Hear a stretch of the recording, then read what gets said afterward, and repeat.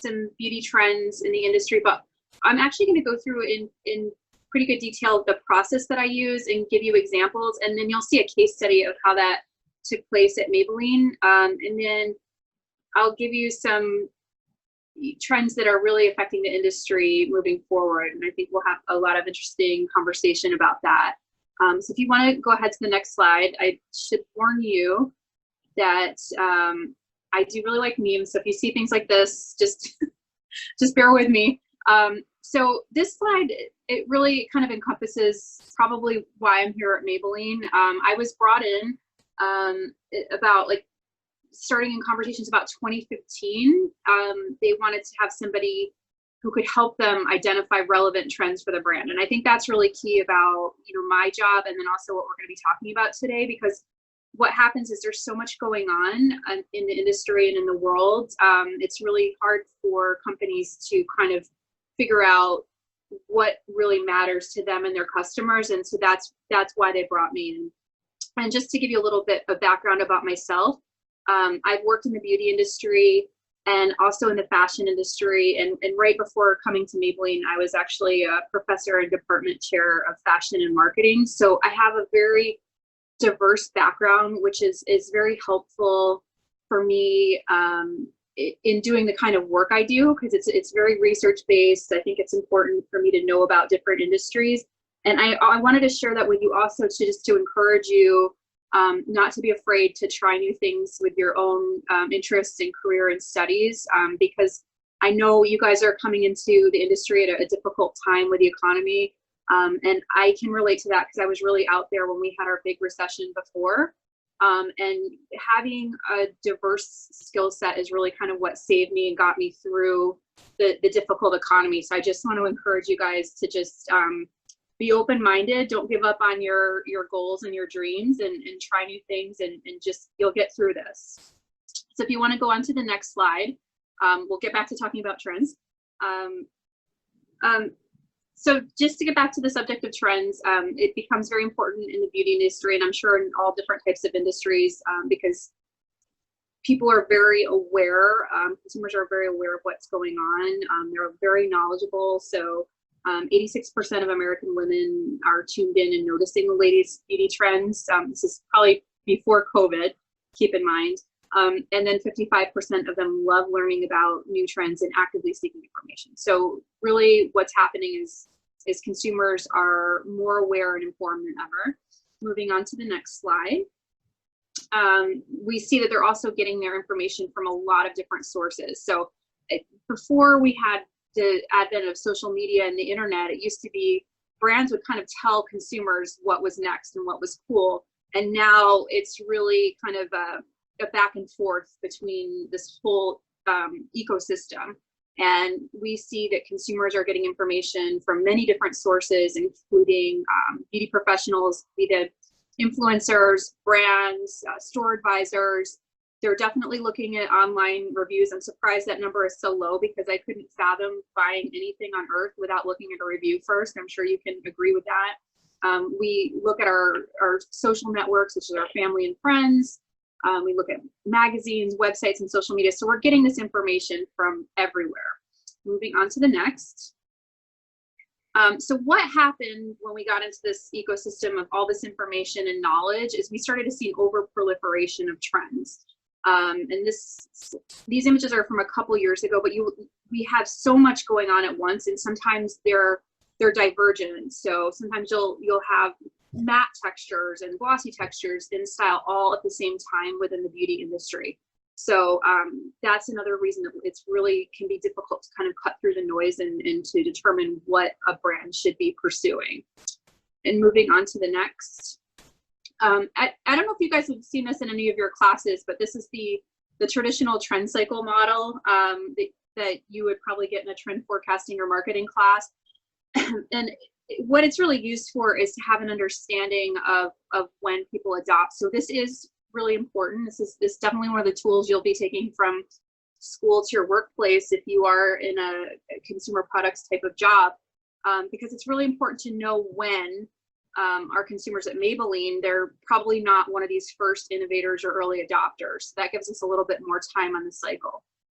What I will say about this model is I believe it's become more compressed and not, you know, not so wide open. I think that our trend cycles are getting narrower. So one day when I write a textbook about trend forecasting, I'll come up with a new model for this, but I think things are moving a bit quicker, and I think that there's some blurred lines about when people are adopting things because they see things much sooner on a global level with social media and the internet.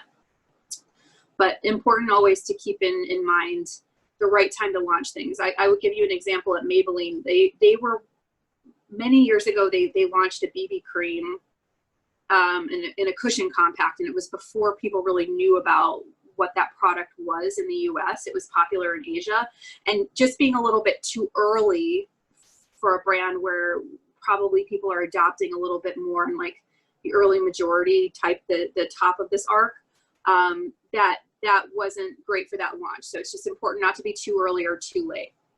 And moving on to the next. So here we go with a 5-step trend forecasting process, patent pending. Starting out with the first step, which is macro trends. So this is really where I would start my process, and this is kind of these serious things that you probably wouldn't typically think of a trend forecaster in the makeup industry as driving their future trend casting abilities. But it's super important to have a gauge of these major things going on. Macro trends are things that last for a minimum of 5 years, and they impact a variety of industries. So it's not just looking at something that might impact beauty. It should be impacting a number of industries. And these are the type of trends they'll stick around and evolve. So many of the things that you're going to see in this presentation might have been from a couple years ago, and they're still super relevant now because they are macro trends. And these could be things that are, you know, major events such as the COVID crisis we're going through right now, geopolitical events, socioeconomic patterns. You know, obviously right now there's a lot of economic concerns, so that's something I'm keeping a close eye on because it really affects our consumers' buying power. Consumer shifts in thinking, and you'll see some examples as we move on, but you know, we've had some major shifts in thinking in terms of a lot of issues with diversity and things like that. We'll go into some more detail, and that really makes a big difference with consumers and buying patterns at the end of the day. There's also a lot of demographic changes that are important. You know, we have younger generations, such as yourselves, that are coming, you know, to their few years away from their peak in buying power, things like that. You know, if we have shifts of people moving from cities to rural or suburbs, that can be very impactful. And then technological innovations are huge. I mean, just if you think about the idea of the iPhone and how much that changed the world. So that would be another really important thing to look at. And so we can move on to the step 2. Sorry, we're going to move on to some examples of this. Moving ahead, sorry. Geopolitical, I love to look at politics in the news. That's really what my main source of information is. Like, I'm not just looking at lipstick. And this information, like I said, it's before COVID. So I've been really looking at this idea of being in a post-truth world, this fragmentation, this polarization that's going on with consumers. And this is probably from a couple years ago, and we can see that there was very little trust and confidence in corporations and brands, and probably institutions. That's not what this graph is showing, but this is specifically about corporations and brands, and it's a global sense of mistrust. So we are still in this world where there's very little trust in big institutions, big brands, and that's super important for a brand like Maybelline, which is kind of this major heritage brand. How do you have that trust with your consumers when I think that they're pretty wary about a lot of things? And moving ahead,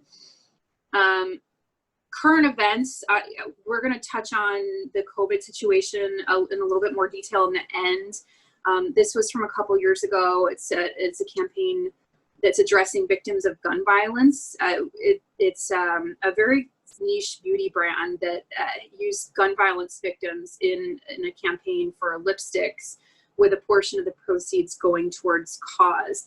And I mean, I just can't think of a better time and better examples of the moment we're living in right now, where we have all this major stuff that's going on in the world that's made just rapid fire changes through every type of industry that you can imagine.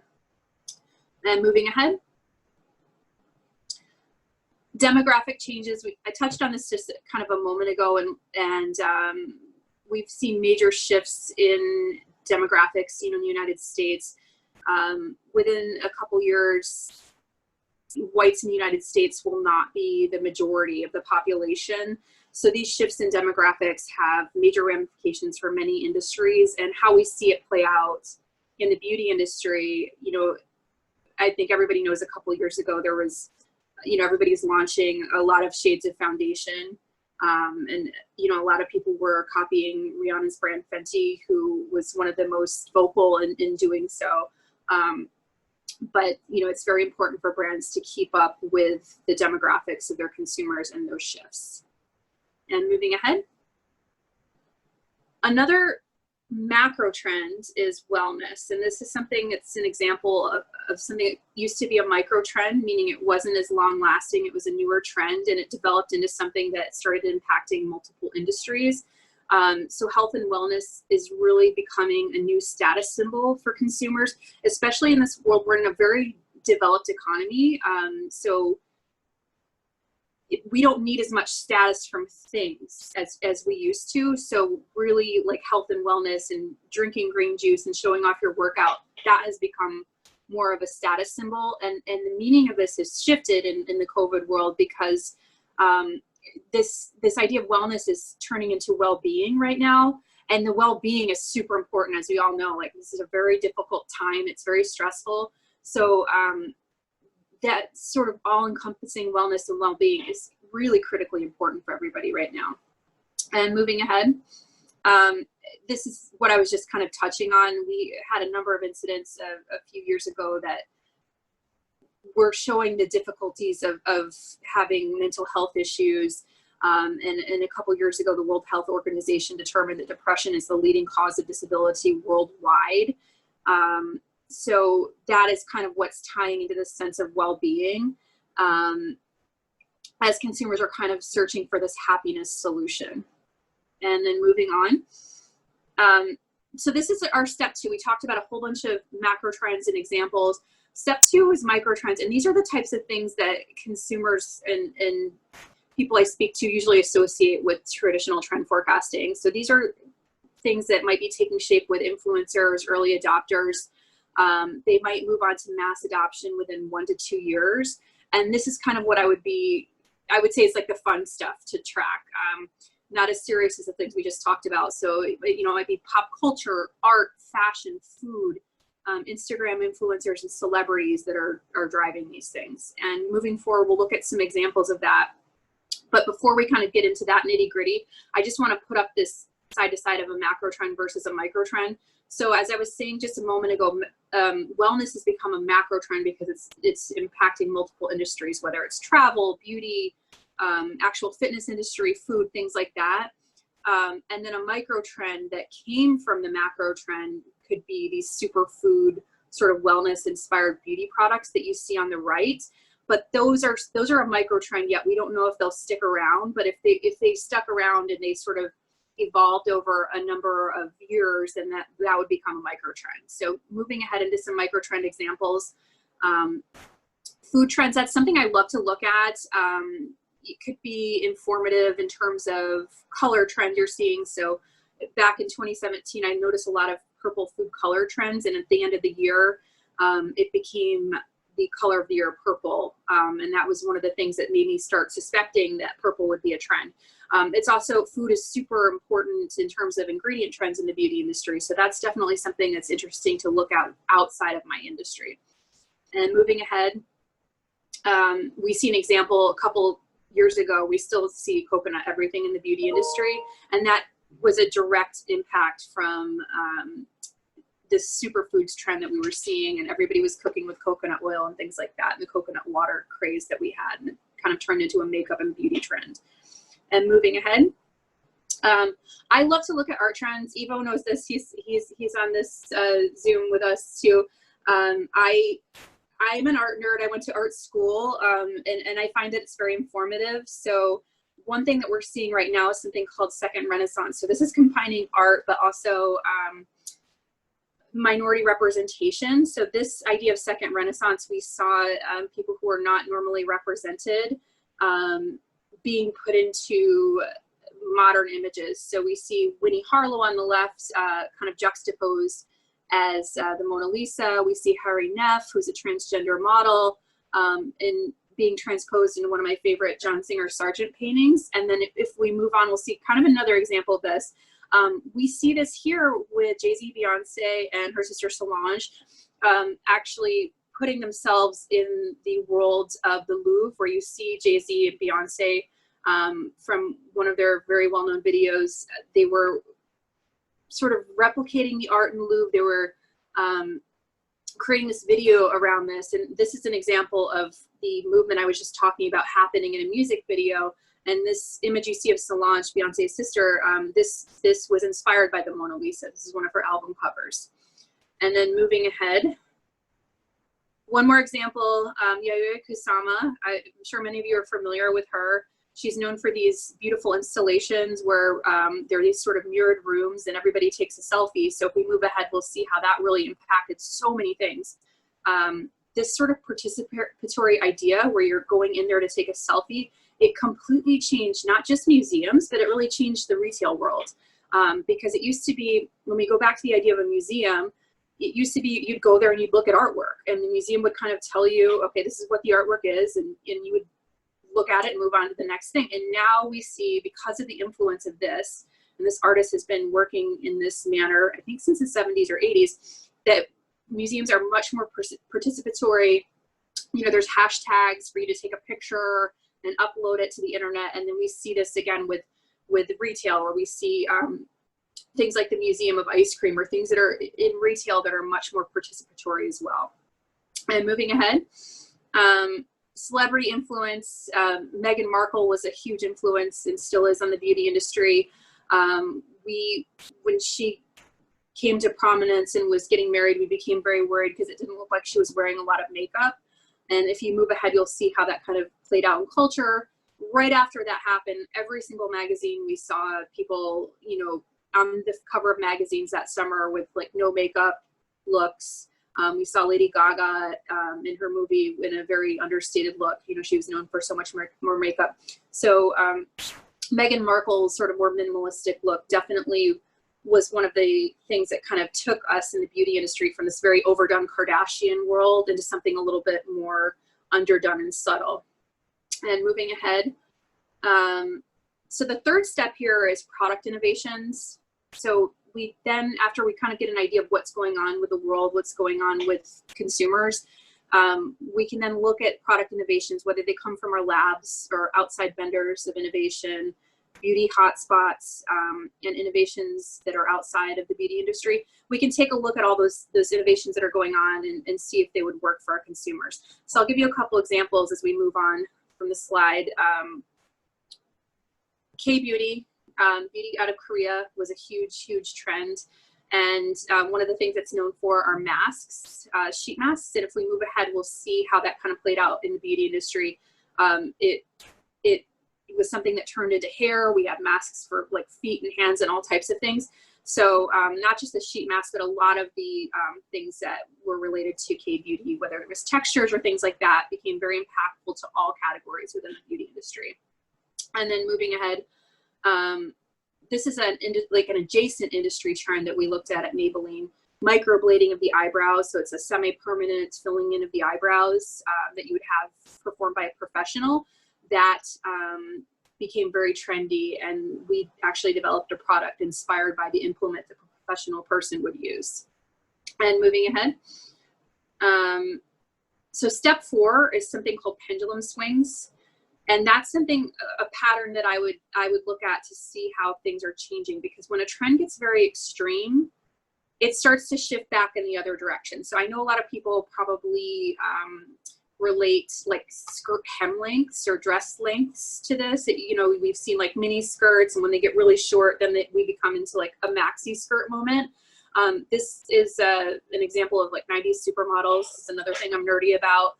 we had a moment in the earliest 90s where they were very like big personalities, big hair, lots of makeup, very va-va-voom.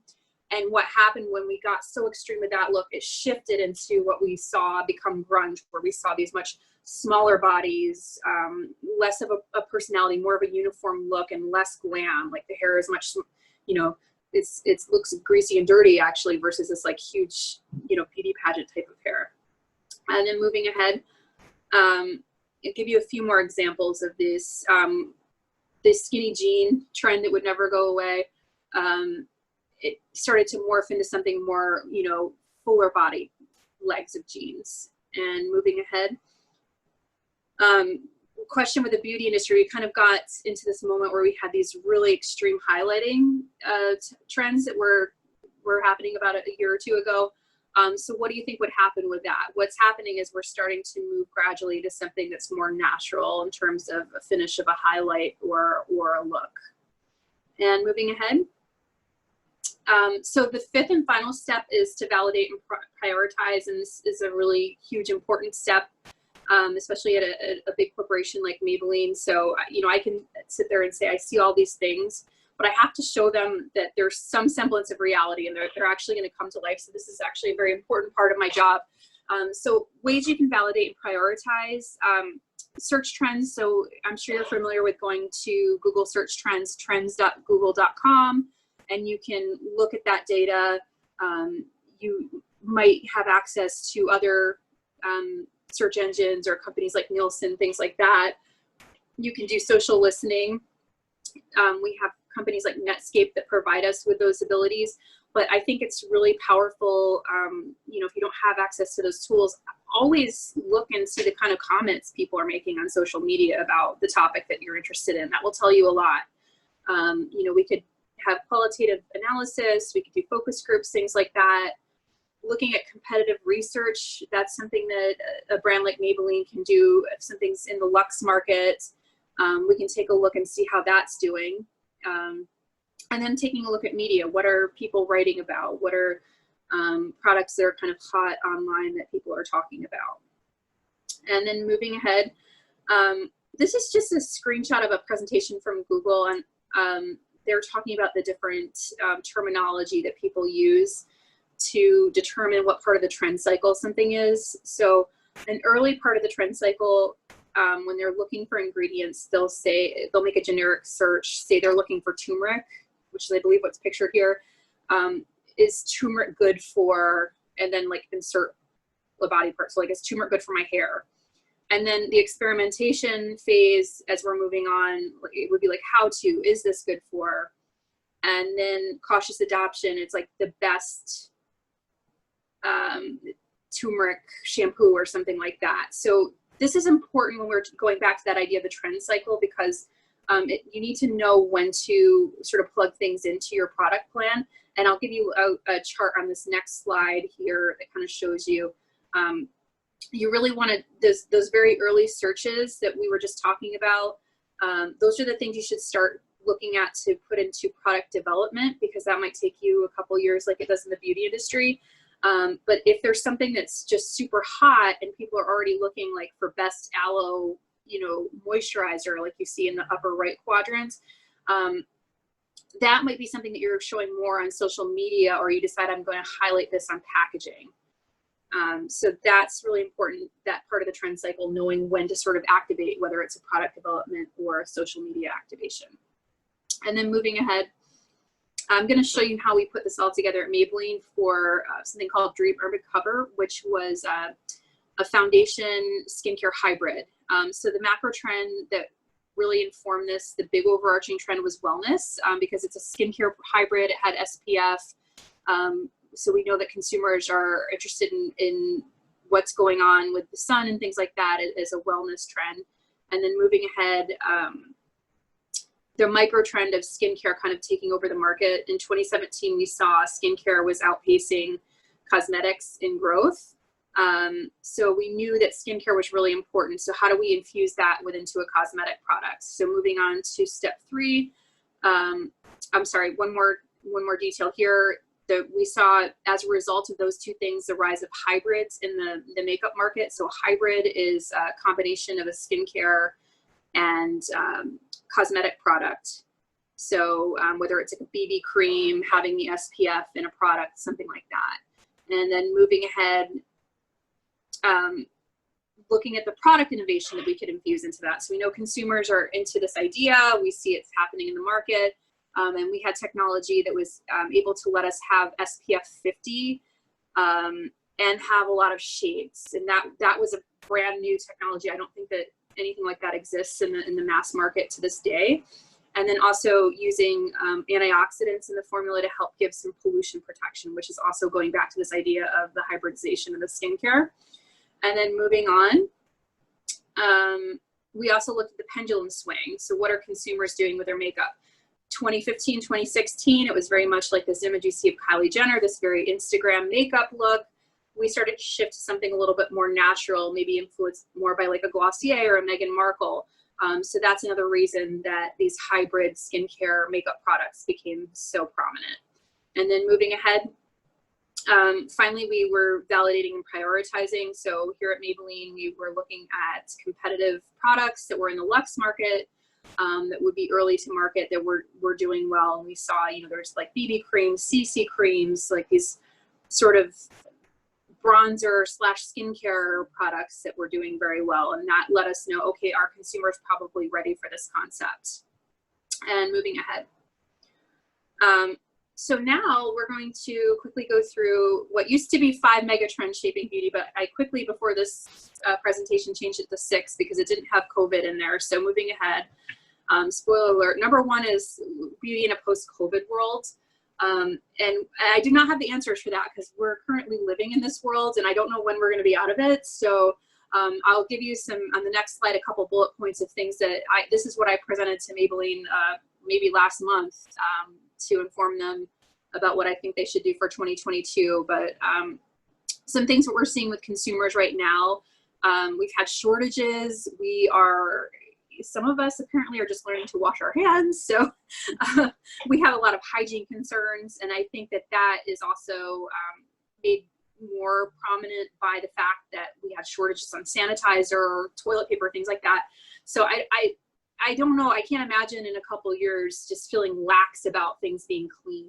And so there is going to be concern for things we're buying about cleanliness and sanitation. And one way we're seeing that really come to life in the beauty industry, I don't think that we're going to be in a world where we can have product testers in retail, which is huge. And a number of other things, like what could happen is we might see ingredients that give a sense of cleanliness, that give a sense of sanitation, or ingredients that give an immune boosting impression to the consumer. So maybe like elderberry flower, vitamin C, things like that. Those could all be more important because of these health and sanitation concerns. We might also see more emphasis on natural and clean beauty, even though that seems like the opposite end of the spectrum, because consumers are concerned about health and wellness, and they might actually be attributing less presence of chemicals into being good for them. So there's kind of the two sides of that. And then another thing that is really impacting that is this idea of well-being and happiness. That's one of the biggest trends we're seeing emerging from this situation that we're in. So happiness and things like that. Right now we're seeing also a big rise of at-home do-it-yourself beauty treatments because people were having to do these things during the lockdown. So how much of that will stick around, you know, whenever this is quote unquote over? Will people want to go back and get their nails done, or will they feel more comfortable doing it at home? So those are all some points that I would give to Maybelline about what to think about with COVID. But I would say all of these you should take into consideration, but whatever industry that you go into, it's going to be really important. We've all been sort of quarantined away and self-reflecting. So we're going to see consumers between that period of self-reflection and really thinking about what's important to us, and all these economic concerns going on. I think we're going to see consumers really dialing back because of that. You know, is it necessary for me to have 10 lipsticks, for example? Might be something that's pressing on consumers' minds for some of those reasons. But that might also impact other industries. You know, imagine, you know, you haven't been to the gym because you can't go, but now I'm starting to think about, well, I've been working out outside. Is it worth it for me to have this gym membership? And, you know, maybe it is, but I just think we're going to be in this sort of more minimalistic reprioritization of our lives. So moving on, this is going to be number 2. All inclusive is what I call this. This is really about this new idea of diversity. So moving on to the next, a couple years ago when Rihanna had her beauty brand with the different shades of foundation, but she also has a lingerie brand called Savage that had these very, very inclusive fashion shows. And fashion is definitely known for, in the past, having just sort of like one skinny and white body type, frankly. And Rihanna sort of said nope and had all types of people on her runway, you know, all different colors, different sizes. There was pregnant models. And so really what I would say in the beauty industry, this is like a post 40 shades, meaning post 40 shades of foundation world. So having representation by, you know, adding on to your foundation shade range is not enough. Consumers really want to see themselves within brands now, and they don't want to be stereotyped. So as we move ahead, I'll show you a couple examples. So moving on to the next, a couple years ago, there was a beauty writer that was complaining that she had very deep skin tone, and there weren't bronzers and tanning products that she wanted. And what I see, to be honest with you, the industry really kind of assumed that deeper skin tones don't want those things. And until very, very, very recently, we haven't had good products in terms of bronzer and contour for deeper complexions. And this is only just beginning to start to change. And it's not just the launch of Rihanna's Fenty brand that was doing this.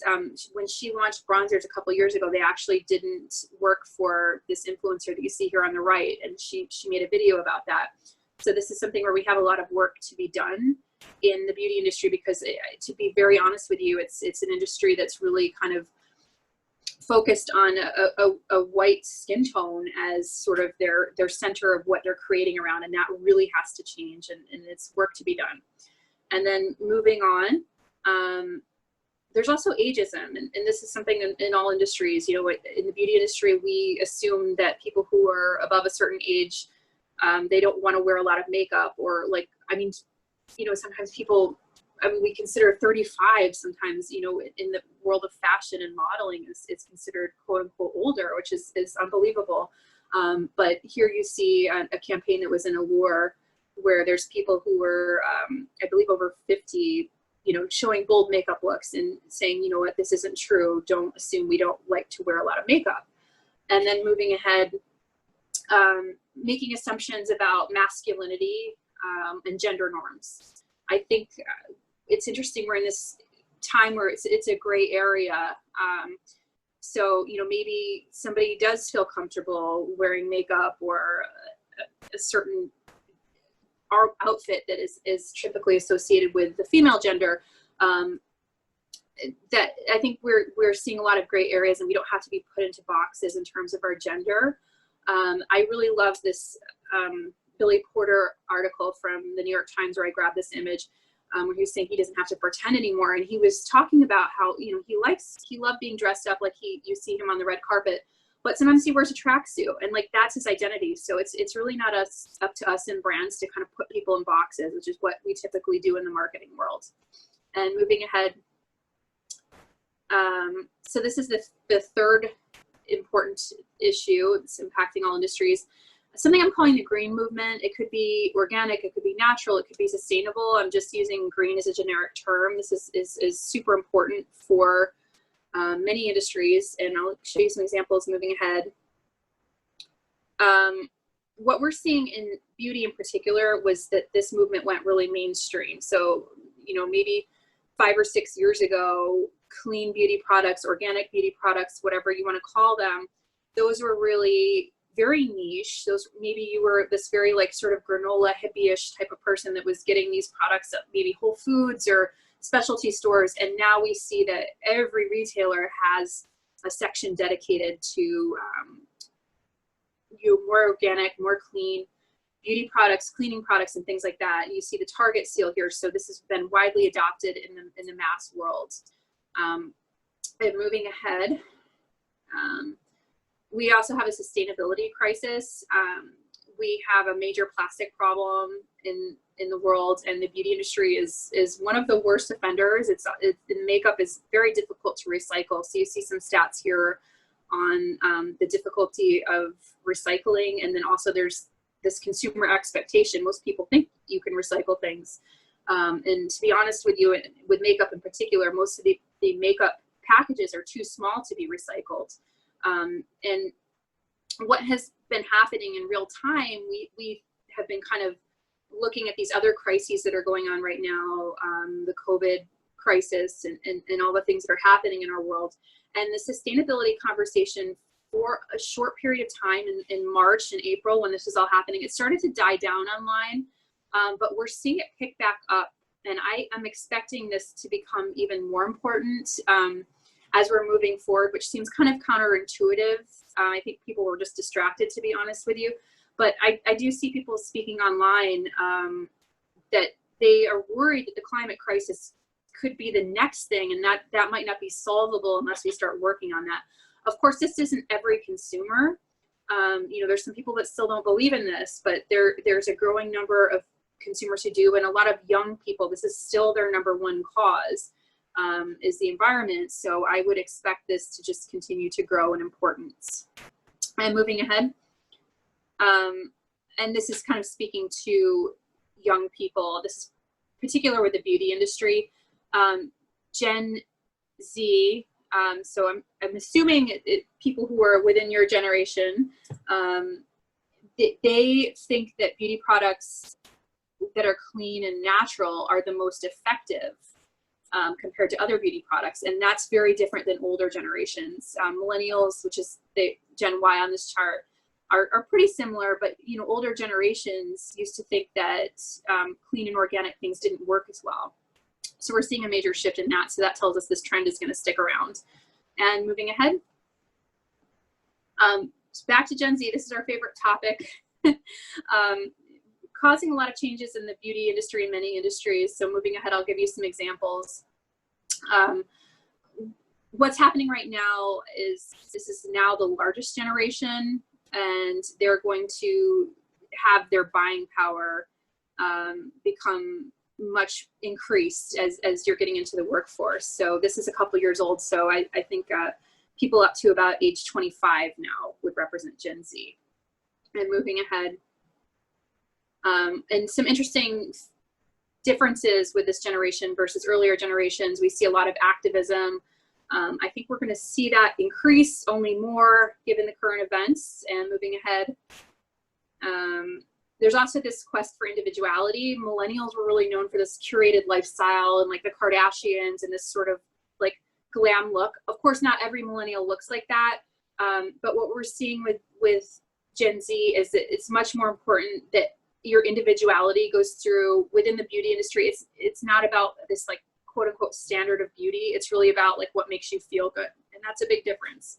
And moving ahead, fragmentation, that was something we touched on right at the beginning.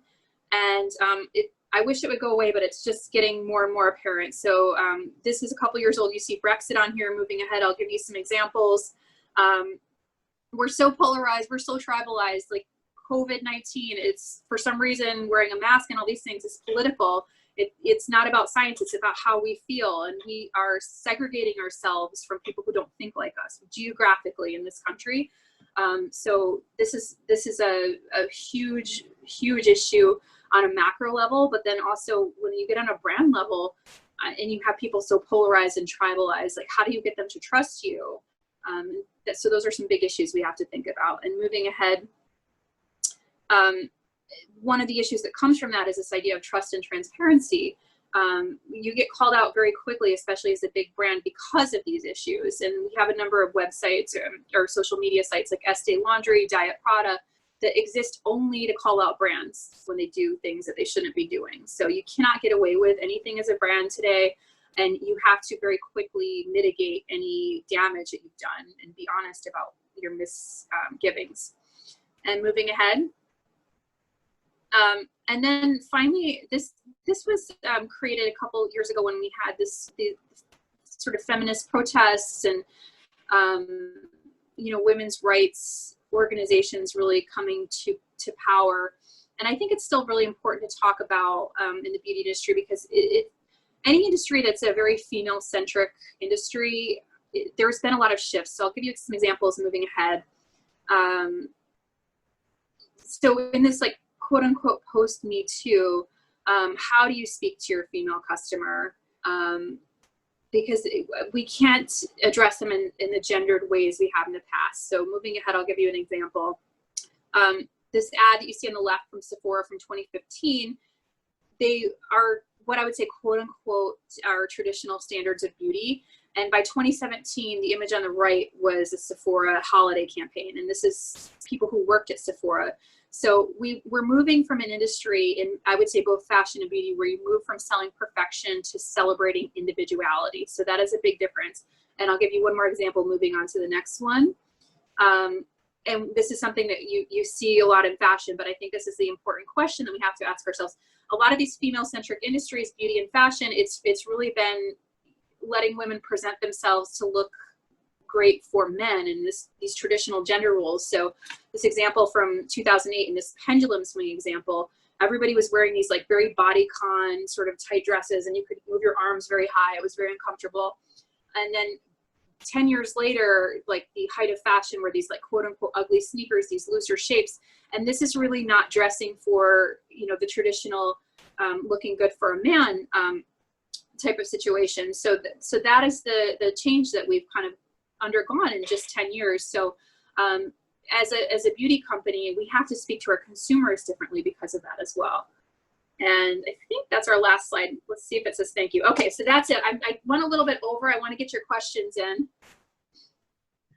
Yes. Okay, so as a reminder, you can either type your question into the chat, or if you want to go off mute, you can also raise your hand. So it looks like we have a few questions here. I'll read it off to you, Dominica. Okay, so we have one from Casey. She asks, how do you differentiate between performative activism and true cause-related allyship when it comes to brand campaigns in the beauty industry, especially on the topics of diversity and inclusion and sustainability? That is a great question. It could be more topical. So I think it's really important to do the work internally, honestly, because we post a black square.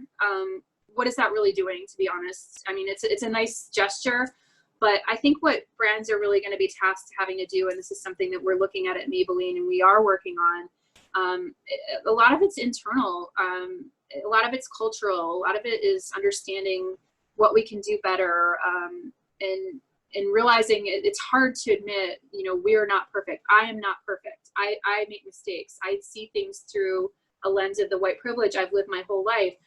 So it's recognizing those things, but then I think it's really important to make internal improvements. Probably, you know, that's the best long-term solution in my opinion. What can we do to have more diversity within our corporate offices at Maybelline, and what can we do to better those type of things? Great.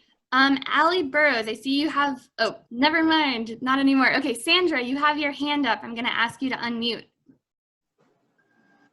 Hi, good afternoon. I just have a question in regards to what's the difference between a trend and a fad, and how do you identify which one's which? Okay, that's a great question. So a trend is more like the micro trend, like the 1 to 2 year type of thing.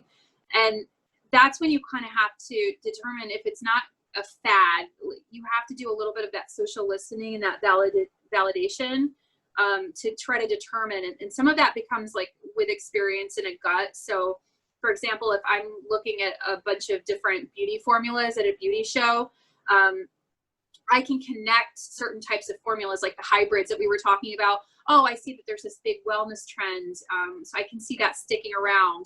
I was talking about sustainability and knowing that young people were more into sustainable products and think they're better. So I know that's going to stick around versus if I see something, I'm just going to give you an example, like a lipstick I put on and if I get cold, it turns blue. That doesn't exist, I don't think.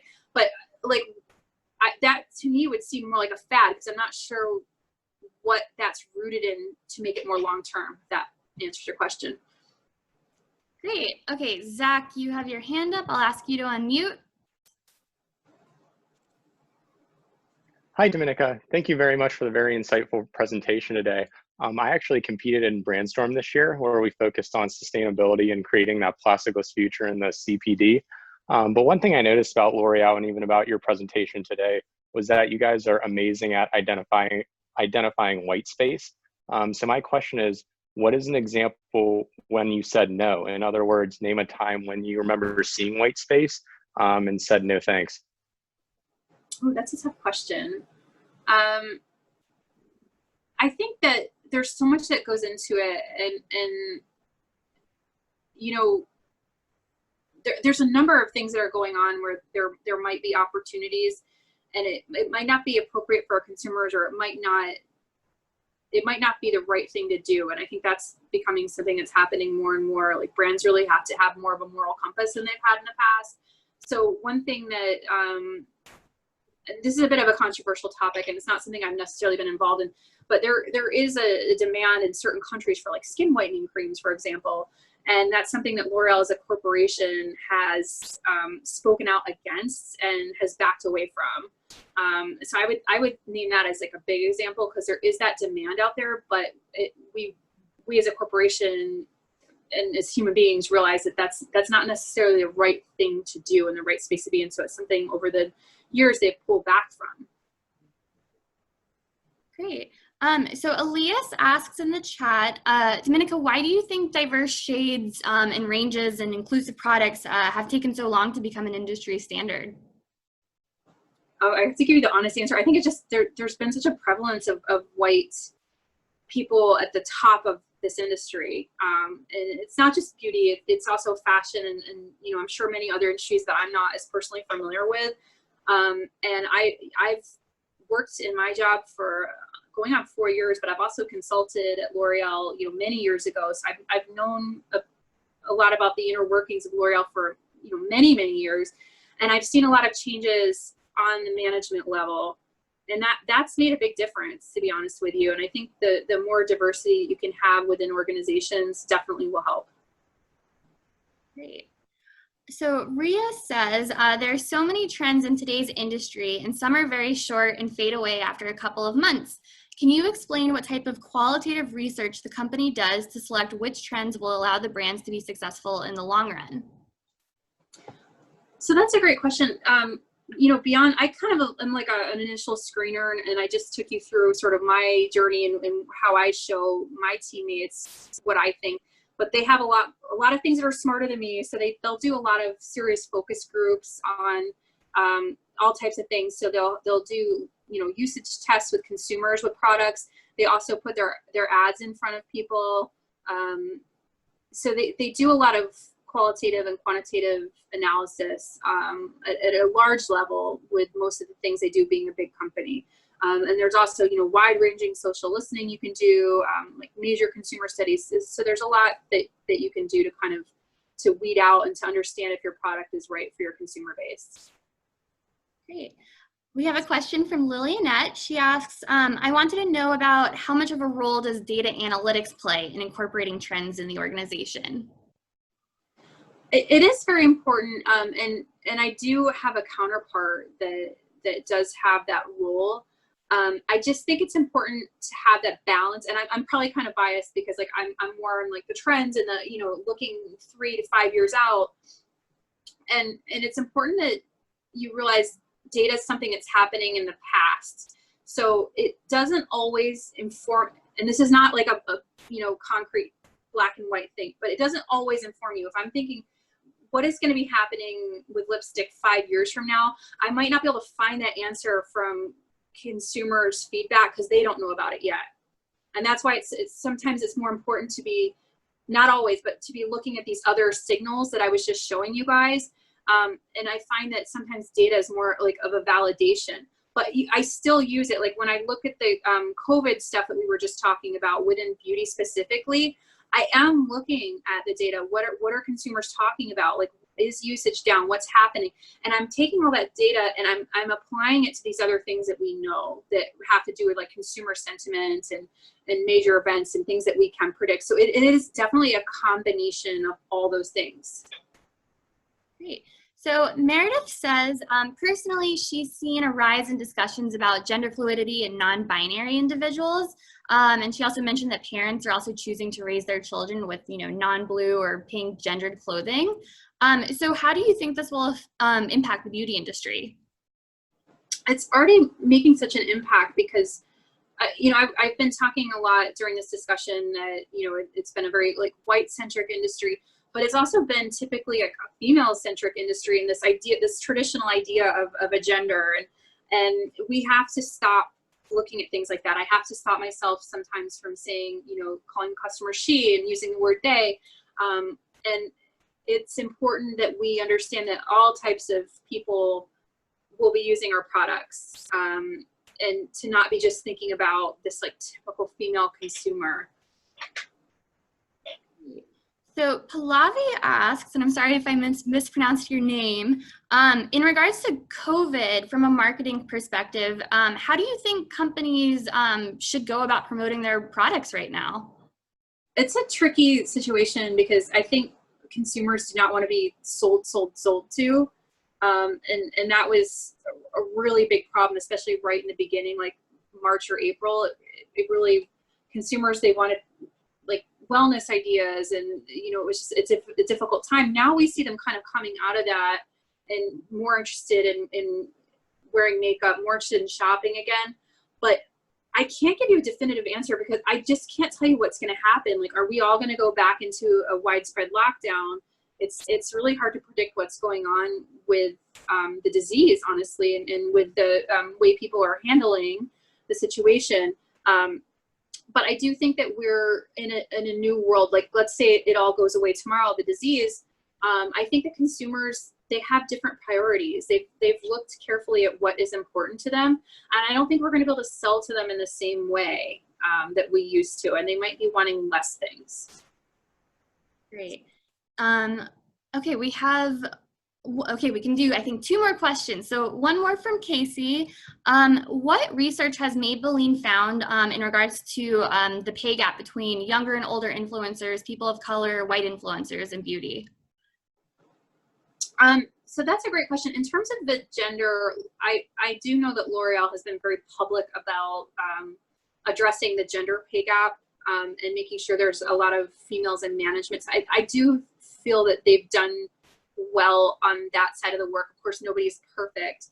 And then in terms of, you know, racial pay gaps and things like that, that's something that's definitely come much more to the forefront of the conversation as we speak, just to be very frankly speaking to you about it.